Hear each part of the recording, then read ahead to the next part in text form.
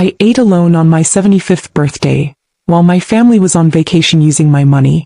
My 75th birthday was supposed to be special. I'd been promised something I hadn't had in years. A little joy, a little sunshine, and a reason to feel seen again. So I got dressed. I cooked. I waited. But what happened that day changed how I saw everything and everyone around me. I may be old, but I'm not blind. And I'm certainly not helpless. Before I begin my story, I just want to say thank you for listening to me pour my heart out. Let me know in the comments where you're listening from and what time it is. I love hearing from you. And if you haven't already, please hit the subscribe button. It helps me more than you know. Now let me tell you what really happened. I'd been looking forward to that trip for months. My son Andre told me back in February that they were planning something special for my 75th birthday. A real vacation, he said. Somewhere warm. Just pack your good dresses, Mama. Leave the rest to us. I smiled so hard that day I nearly dropped my coffee. It had been years since I'd been anywhere besides church or the pharmacy. I hadn't seen a beach since my husband passed. When I asked about cost, Andre brushed it off. You worked your whole life, didn't you? You deserve this. Let us handle it. A week later, he asked to borrow my credit card just to lock in the rates and book the group tickets. I hesitated for a moment, but I trusted my boy. I handed it over and didn't ask too many questions. He kept saying we'd go sometime in late April, early May. When April came and went, I asked about the date again. He said, we're just working out the schedule. It'll line up perfectly with your birthday. Promise. I believed him. I even bought a new suitcase. Purple. On sale. I kept it by the front door, tag still on. I packed it slowly over 2 weeks. I laid out my favorite sundress, the one with the hibiscus print. My church sandals. A sun hat I hadn't worn in 8 years. I even put in my husband's handkerchief. Just for comfort. It made me feel like he'd be coming too in spirit. But the night before my birthday, Andre called. He sounded rushed, like he was driving. Mama, I hate to say it, but the trip's getting pushed back a little bit, he said. My heart dropped. Oh. For how long? Not long. Maybe a few more weeks. Just some scheduling stuff on our end. Oh, okay. So, I'll see you tomorrow at least? For dinner. There was a pause. Of course, he said. Wouldn't miss it. We'll stop by for sure. That was enough for me. I tried not to sound disappointed. After all, plans change. Life gets busy. I told myself it was fine. At least I'd see them. So on the morning of my 75th birthday, I woke up early and turned on my gospel playlist. I put on a fresh pot of coffee and started cooking. Fried chicken, yams, macaroni, fresh string beans with smoked turkey. I baked a sweet potato pie from scratch. Used real vanilla this time, not the imitation stuff. I even brought out the good china from the top cabinet. The one with the gold trim I only used on holidays. I set the table for 5. Me, Andre, his wife Brianna, their daughter Imani, and maybe Tyrell from next door if they decided to bring him a plate. I dressed in the blue floral dress my husband used to say made me look 10 years younger. I curled my hair. Put on a little lipstick. I lit the tall candles I usually save for Easter dinner. The house smelled like love. By 5 o'clock I was ready. By 6 I started to worry. By 7 I had reheated everything twice. By 8 I stopped checking the window. By 9 I was sitting at the table alone.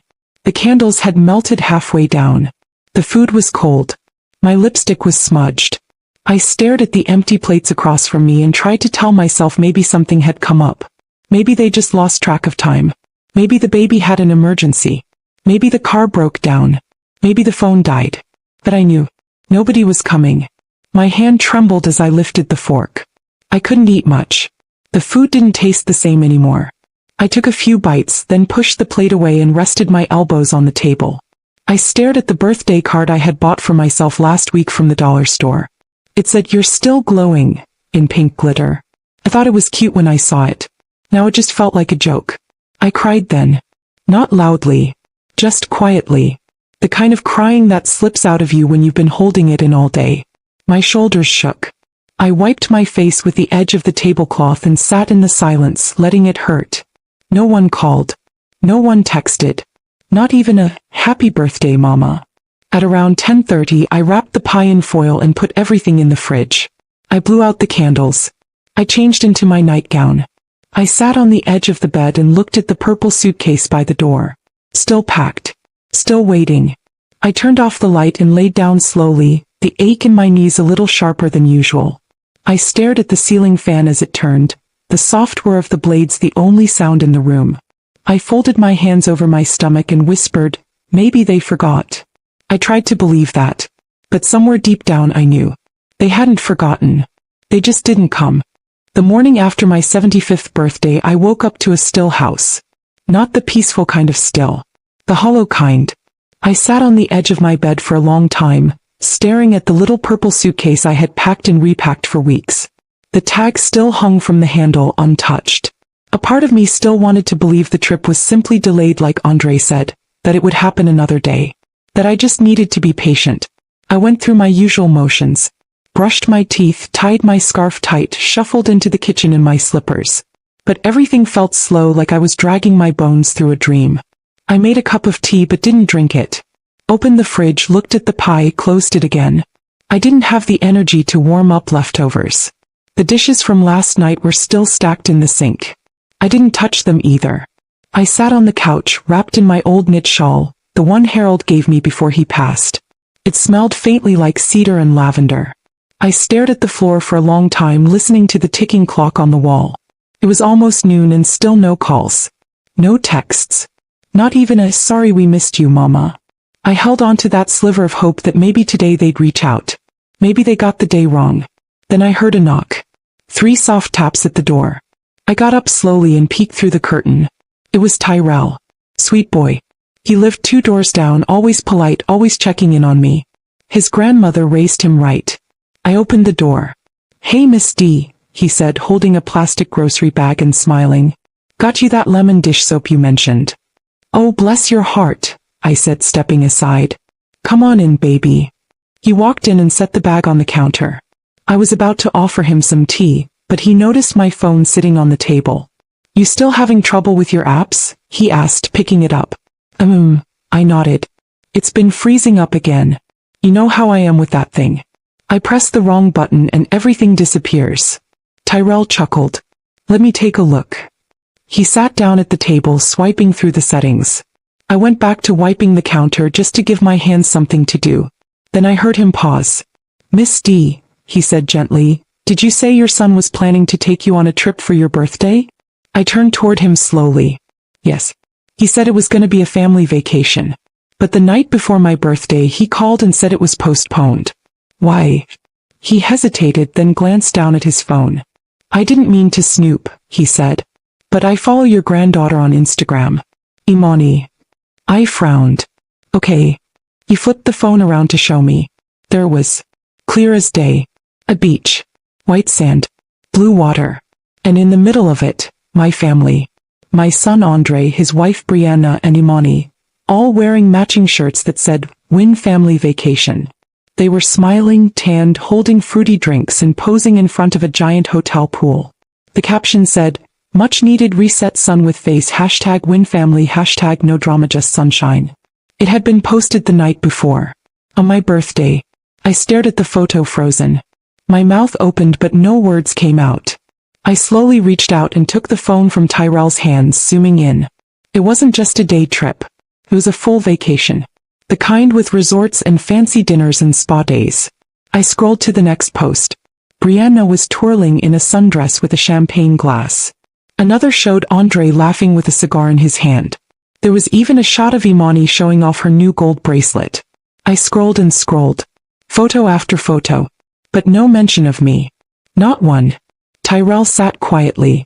I could tell he didn't know what to say. I swallowed the lump in my throat and set the phone down gently. "They told me it was postponed," I whispered. "Said we'd reschedule. Said they'd come by for dinner." I felt the sting in my eyes before the tears came. I blinked fast, hoping to hold them back, but it didn't work. My shoulders trembled. I pressed my hands flat against the table to steady myself. "They left me," I said. "They really left me." Tyrell got up and knelt beside me, his voice soft. "I'm so sorry, Miss D. Thought you knew. If I had known." "It's not your fault, baby," I said, wiping my cheeks. "It's mine. For believing them." He didn't argue. He just sat with me. That's what made it worse. How someone who didn't owe me a thing could sit with me in my hurt. while the ones I raised, clothed, fed, left me out like I was nothing. After he left, I sat in silence for a while. Then something in me stirred. I need to know the full truth. I turned on my old computer and logged into my email. I hadn't checked it in weeks.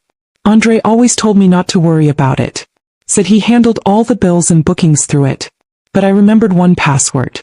And that was enough. I typed in reservation in the search bar. The first result made my heart stop. An email from a luxury resort in Cancun. Booking confirmation. Full week. Ocean view suite. Spa add-ons. All paid in advance. Billing address. Dolores Wynn. Credit card. Mine. The same card Andre asked to hold for emergencies last month. I stared at the screen, hands shaking. My stomach twisted. They didn't just forget me. They used me. They used my money. Lied to my face. Took the vacation I was promised. Toasted drinks to a new chapter. And left me to cry over cold pie. I shut the laptop, pushed my chair back and stood up. I walked to the mirror in the hallway and looked at myself. Not a fragile old woman. A mother who had been taken for granted. A woman who had been silent too long. And for the first time in a long time I felt something shift inside me. Not bitterness. Not hate. Just clarity. After I saw the booking email, something in me went quiet. Not numb. Just still. Like my spirit had sat down to catch its breath. I didn't call Andre right away. I didn't text. I didn't slam drawers or throw nothing across the room. That ain't me. I just stood in my hallway looking at my reflection in the old mirror. Same one Harold hung when we first moved in. I looked at myself long and hard. I saw every wrinkle, every freckle, every years-old smile line that now curved into something sadder. But I didn't feel weak. I felt awake. The next afternoon I got a call from Brianna. Her voice was sugar-sweet, like nothing had happened. She said they were back in town, and so sorry we missed your big day, Miss D. Like she didn't have my number all week long. Then she said, Andre's gonna come by and bring you something nice. I didn't respond. I just said, all right, and hung up. Sure enough, Andre showed up that evening around 6. He didn't even knock. Just walked in like he used to when he was a teenager. I was in the kitchen folding dish towels. I didn't even look up. Hey mama, he said like he'd just come back from the store. We brought you this. He placed a white paper bag on the table. Inside was a slice of red velvet cake from some fancy bakery, wrapped like it came from a wedding, not a birthday. I looked at the cake. Then I looked at him. That what you brought back from Mexico? I asked. His smile faded for a second. Just a second. Then he chuckled. Oh, so you saw the photos. I saw everything, I said. The drinks. The hotel. The shirts. The bracelet on Imani's wrist. The steak dinner. All of it. On my birthday. Andre scratched his neck and shrugged. Mama, we didn't think you'd want to travel all that way. You get tired easy. That's not what you told me. You told me it was postponed.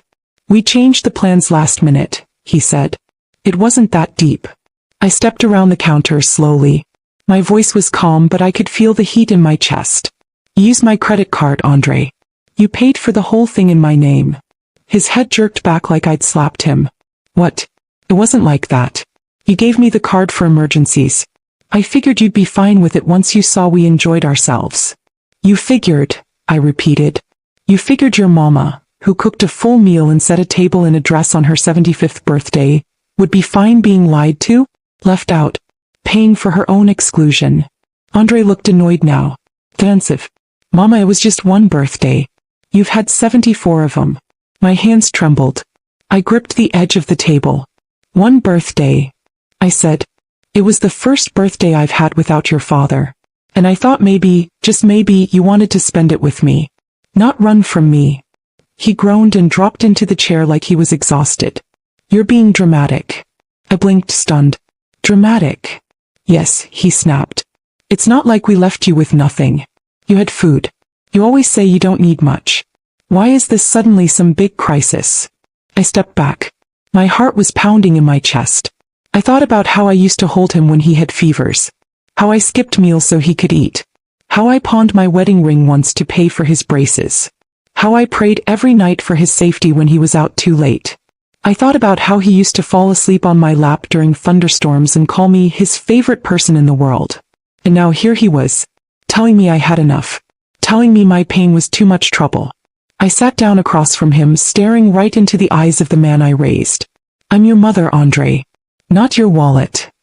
He didn't say anything. I didn't cry this time. Not in front of him. I just stood up again and walked over to the pantry to grab the broom. You can go, I said softly. He looked up surprised. Mama. I need to sweep, I said. And I don't like sweeping around things that don't belong in my house. He stood slowly, and for a second he looked like he wanted to say something. But nothing came out. He left without another word. That night I sat on the porch under the string lights Harold and I hung up years ago. I rocked back and forth in my chair with a blanket around my shoulders. I didn't cry, but I didn't smile either. I just let the cool air touch my face and listened to the crickets sing me a little mercy. I still loved my son. But I couldn't unsee what I saw. And I couldn't unfeel what I felt. I thought that was the end of it. That maybe we'd talk again later and smooth it out like mothers always do. But something was coming that would make me see everything clearer. And this time I wouldn't look away. I didn't go looking for trouble. I just needed a little help. A few weeks after the argument with Andre, things were tight. Tighter than usual. I was running low on groceries and the power bill had come in higher than I expected. I didn't panic. I'd been through worse. I just figured I'd borrow a little until my check came in. Tyrell, bless his heart, had told me about a retired judge who volunteered at the community center. Nora Blake. Said she helped older women get access to legal advice and support. She's sharp, Miss D, he said. Doesn't play games. You'll like her. I didn't want to bother nobody, but I called. She came over the next afternoon. Tall woman, silver gray twist-out, sharp eyes, and a no-nonsense voice that still had kindness in it. She walked in wearing slacks and flat shoes, carrying a canvas tote filled with folders. Miss Wynne, she said, shaking my hand firmly. You needed some assistance? Just a little guidance, I replied, motioning for her to sit. I may need to borrow a few dollars just to tide me over. I'm not behind or anything, just a bad month. She gave me a careful look. Do you mind if I ask, don't you have a retirement account? Any savings? I nodded. I did. I do. But my son's been helping me manage it. She set her tote down. And how involved are you with that management? I hesitated. He's got the login. He pays the bills. Said he'd handle all the boring stuff so I didn't have to worry. Nora leaned forward. Would you mind pulling up your online banking? Just so we can take a quick look. Make sure everything's where it should be. I didn't want to embarrass myself, but something in her tone told me I should listen. So I opened my old laptop and let her sit beside me. Took a few tries, but I got into the account. I noticed it before she even said a word. The balance didn't look right. She scrolled through quietly, not speaking yet. I sat beside her, heart pounding, watching her face. When she finally turned to me, she didn't speak like a judge. She spoke like a woman who'd seen too many stories just like mine. Miss Wynne, she said gently, your account's been drained over the past year. We're talking multiple withdrawals, thousands of dollars, mostly transferred to a secondary account. I felt cold all over. That must be Andre's. He's been handling things. She tapped her finger against a line on the screen. Look at this. Jewelry store. Resort charges. Electronics.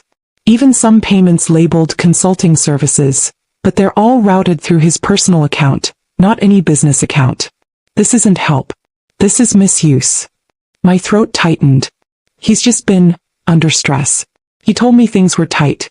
He's trying to grow something. Nora gave me a look. Not cruel. Not judgmental. But real. Dolores, she said, calling me by my first name for the first time, you are not a bank. And you are not here to be bled dry while smiling through it. I blinked. My lips trembled. But he's my son. And you're his mother, she replied. And you are worth more than how he's treating you. You raised him. You worked hard. You don't owe him everything you've got. I sat still.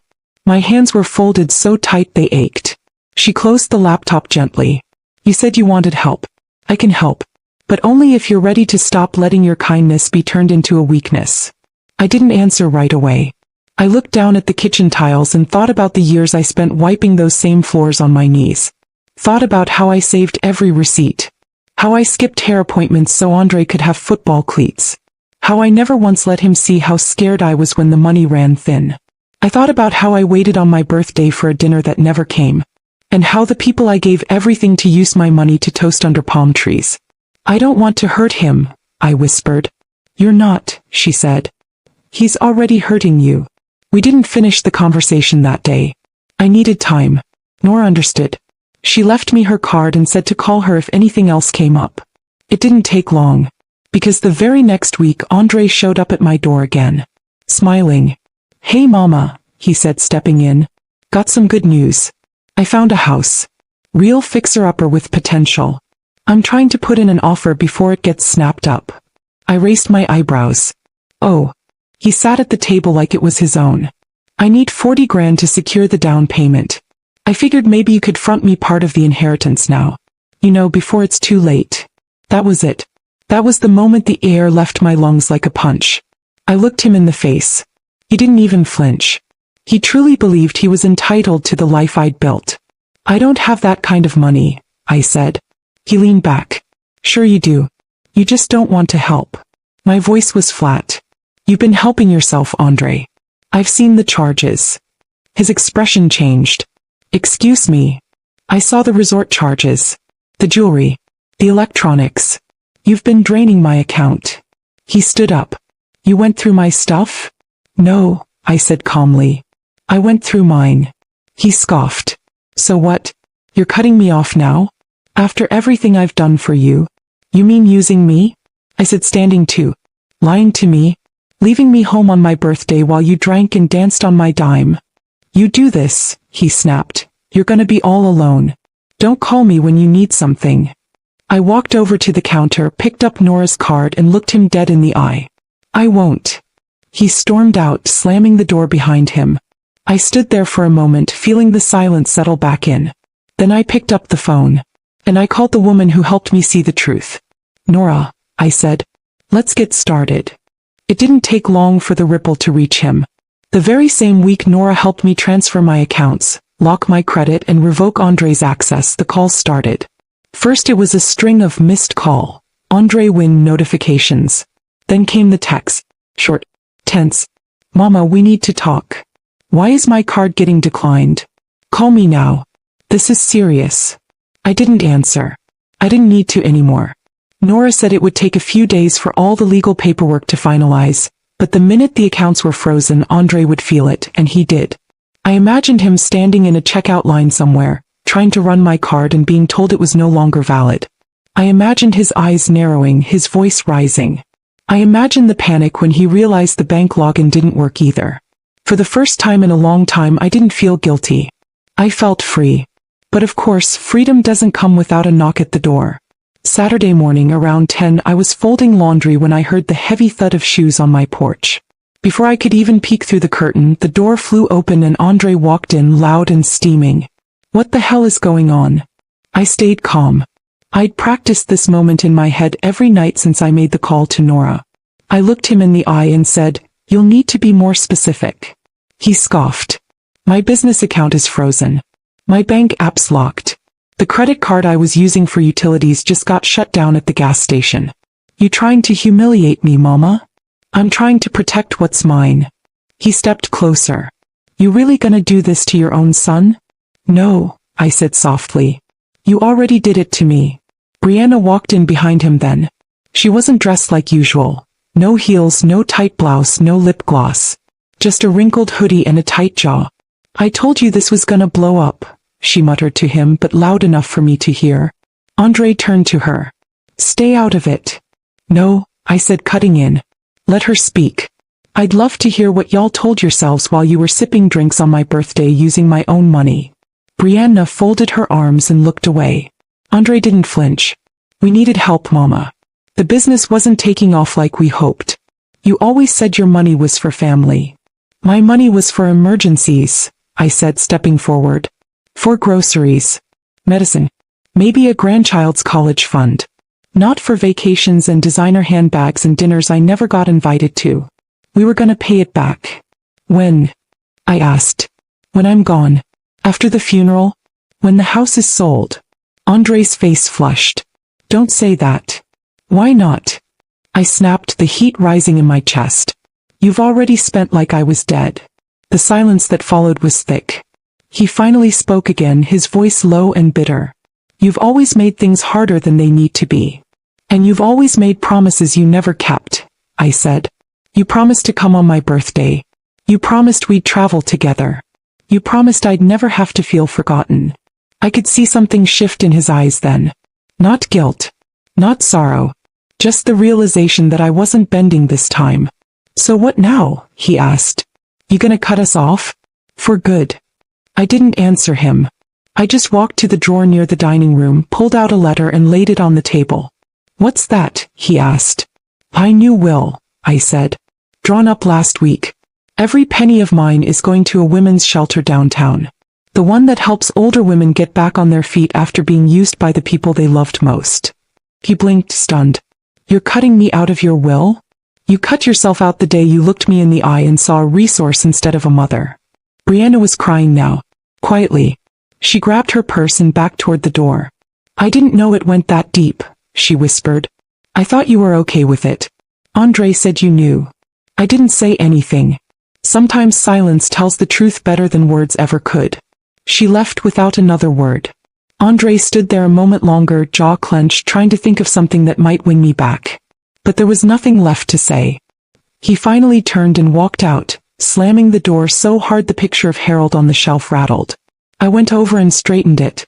Then I sat down at the table, looked at the half-folded laundry and laughed softly to myself. Not because any of it was funny, but because the sound of strength returning to your own bones can feel like joy after a long silence. For years I believed my love had to look like sacrifice. That being a good mother meant giving until I had nothing left. But now I knew better. I wasn't empty. I wasn't confused. I was just done being their foundation while they climbed over me to build castles I was never invited into. And for the first time in decades I looked around my house and felt something strange. It belonged to me again. A year passed. Quietly. Fully. Like spring blooming through cold soil. I won't lie. Some days were hard. The kind of hard where you sit by the window and wonder if maybe you were too harsh. If maybe you should have picked up when they called again. But then I'd remember the ache in my chest when I saw that Cancun photo. The way Andre looked me in the face and asked for an advance on my own death. The sting of sitting alone at my birthday table with a dress I ironed just for them. So no, I didn't pick up.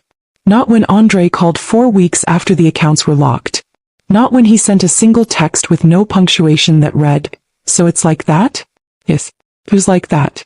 Because when I finally took control of my money, my name, my future, it felt like pulling myself out of a well I didn't know I was drowning in. Nora helped me get everything in place. We filed the paperwork to transfer all my assets out of Andre's reach. We revoked every authorization he'd ever claimed. We reported suspicious charges. Some even refunded. She even connected me with a financial advisor who didn't talk to me like I was slow or simple, but like a woman who knew the value of every dime she ever touched. Then we rewrote my will. Every dollar, every bond, every piece of land I still had, assigned to a foundation that builds housing and offers legal help for older women who've been manipulated or silenced by their families. I didn't tell anyone but Nora and Tyrell. Yes, Tyrell. That boy checked on me every week after everything fell apart. Sometimes he just brought bread or adjusted my TV remote. Other times he just sat and listened while I talked about Harold or how I used to sew prom dresses for half the block. He never asked for a thing. Never assumed he deserved something. So when my 76th birthday came around, I didn't set the table for ghosts. I reserved the small room at the community center. I ordered food, not fancy, just real. Fried chicken, red beans, deviled eggs, pound cake with lemon glaze. I wore a warm gold dress that made my eyes look bright again.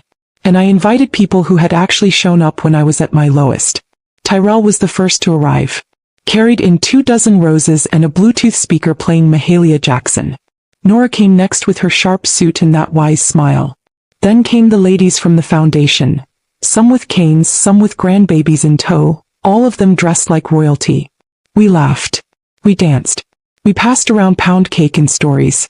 And Imani showed up. Yes, Imani. She came in quietly. No dramatic entrance. Just a soft knock on the door and a birthday card in her hand. She wasn't wearing designer anything. No new bracelets. No perfect hair. She looked nervous. Grandma, she said, standing by the door. I didn't know what they did. I really didn't. Daddy said you didn't want to travel, that you were too tired. I believed him, but I saw the receipts after, and the truth. I'm so sorry. I looked at her, my only granddaughter, once my little kitchen helper who used to stand on a stool to stir grits with both hands. I nodded slowly and said, "It hurt, baby." It did. She stepped forward. "Can I stay?" I didn't answer right away. Then I pulled out a plate, handed it to her and said, "Go on. Get you some of that pound cake before Nora finishes it." She smiled, shaky but grateful, and joined the circle. But I didn't hug her. Not yet. That's something she'd have to earn back. At the end of the evening, Tyrell offered to drive me home. I sat in the front seat with the roses in my lap, watching the sun dip low over the rooftops. He glanced at me and asked, "Was today better than last year?" I looked out the window and whispered, "It wasn't better. It was mine." When we got home, I stood on the porch for a long time. The wind was cool but gentle, brushing against my skin like a blessing. I looked out at the street and thought about how far I'd come. Then I walked inside, changed into my robe, and made a cup of tea. I didn't look at my phone. I didn't check to see if Andre had texted. I just sat at my kitchen table alone and smiled. Not because I was happy, because I was whole. I gave them love. Now I'm giving myself peace. And that's the best birthday gift I've ever received.